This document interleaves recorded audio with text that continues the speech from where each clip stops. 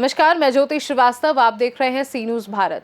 छत्रपति संभाजी नगर से बड़ी कार्यवाही सामने आई है, जहां उस घर को भी जमींदोज कर दिया गया जिसमें कथित रूप से निदा खान को शरण दी गई थी। इससे पहले मतीन पटेल के घर और कार्यालय पर भी कार्यवाही की जा चुकी थी। जानकारी के अनुसार देश भर में चर्चित नासिक कॉर्पोरेट जिहाद मामले की आरोपी निदा खान को MIM पार्षद मतीन पटेल ने संभाजी नगर के नारेगांव इलाके में एक घर में शरण दी थी। इसके बाद महानगर पालिका ने संबंधित निर्माण को अवैध बताते हुए नोटिस जारी किया था। समय सीमा पूरी होने और जवाब न मिलने पर छत्रपति संभाजी नगर महानगर पालिका ने कार्यवाही करते हुए उस घर को ध्वस्त कर दिया। ये जो अतिक्रमण निकालने की कार्रवाई हुई है, इसमें पुलिस बंदोबस्त दिया गया है। जितना भी रिक्वायरमेंट मैन पावर है, अधिकारी और अमलदार उतने दिए गए हैं। सिटी में भी पूरी शांतता है, यहीं पे भी शांतता है। पूरे यहाँ के स्थानिक लोगों ने भी पूरी तरह से सहकार्य किया है और ऐसे ही पूरे शहर में शांतता और अमन कायम रखे, इसलिए पुलिस पूरी तैयार है। महापालिकेकडून जी अतिक्रमण काढण्याची कारवाई झालेली आहे, त्यासाठी पोलीस बंदोबस्त देण्यात आलेला आहे। पुरेसा बंदोबस्त देण्यात आलेला आहे, कुठलाही अनुचित प्रकार झालेला नाही आणि स्थानिक नागरिकांनी सुद्धा याच्यामध्ये सहकार्य केलेलं आहे। शहरामध्ये सुद्धा शांतता आहे आणि पूर्ण शांतता राहण्यासाठी पोलीस प्रशासन पूर्णपणे सज्ज आहे। कशा प्रकारे पोलीस बंदोबस्त देण्यात आला, आता किती याच्यामध्ये कर्मचारी अधिकारी नाही, जेवढा रिक्वायरमेंट आम्हाला आवश्यकता वाटली, जितके अधिकारी अमलदार त्या ठिकाणी पुरेसा बंदोबस्त आम्ही दिलेला आहे। दुकानं होती जे निष्कासित करण्यात आलेली आहे, एकंदरीत माहिती काय आहे?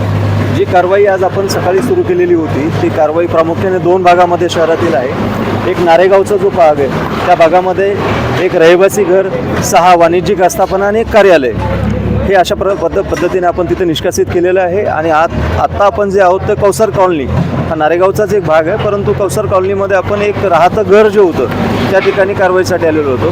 ही कारवाई करत असताना प्रामुख्याने महानगरपालिकेने जे महाराष्ट्र महानगरपालिका अधिनियमाचे जे उचित कलमान्वये संबंधितांना नोटिसेस दिलेल्या होत्या, त्या नोटीसचा कायदेशीर समाधानकारक खुलासा प्राप्त न झाल्यामुळे आज रोजी आपण या दोन्ही जागेवरती मोठ्या प्रमाणात कारवाई केलेली आहे आणि पूर्णपणे ह्या प्रॉपर्टी आपण नेस्तनाबूत केलेल्या आहे। तिकडच्या लोकांना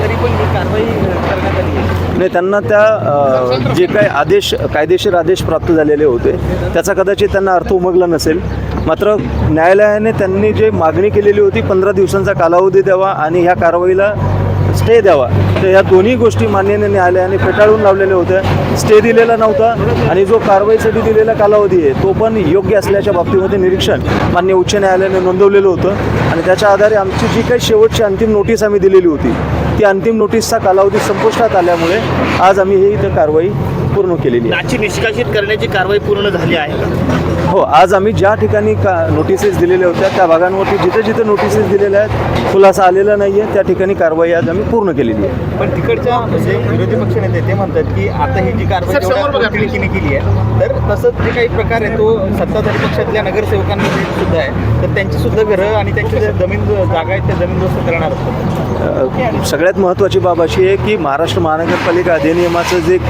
उचित कलम आहे त्याच्या अंतर्गत आम्हाला कुठलीही नोटीस जर प्राप्त झाली तर त्या प्राप्त झालेल्या नोटीस आम्ही याच पद्धतीने खुलासा मागवतो। खुलासा जर कायदेशीर असेल, सर्व बाबींची पूर्तता करणारा असेल तर निश्चितपणे आम्ही तिथे कुठलीही कारवाई करत नाही। मात्र जर खुलासा असमाधानकारक असेल, कुठलीही बिल्डिंग परमिशन ऑक्युपन्सी सर्टिफिकेट त्याला घेतलेलं नसेल, तर निश्चितपणे तो नगरसेवक, ती व्यक्ती कुठल्याही पक्षाची असो, त्या ठिकाणी निश्चितपणे कारवाई ही करण्यात येईल। संभाजी नगर से सी न्यूज संवाददाता शिवाजी नवले की रिपोर्ट। नगर निगम की इस कार्यवाही के बाद इलाके में हलचल है। वहीं प्रशासन का कहना है कि अवैध निर्माण को लेकर आगे भी इसी तरह की सख्त कार्यवाही जारी रहेगी। खास रिपोर्ट में फिलहाल के लिए इतना ही। देश दुनिया की बाकी खबरों को जानने के लिए आप देखते रहिए सी न्यूज भारत।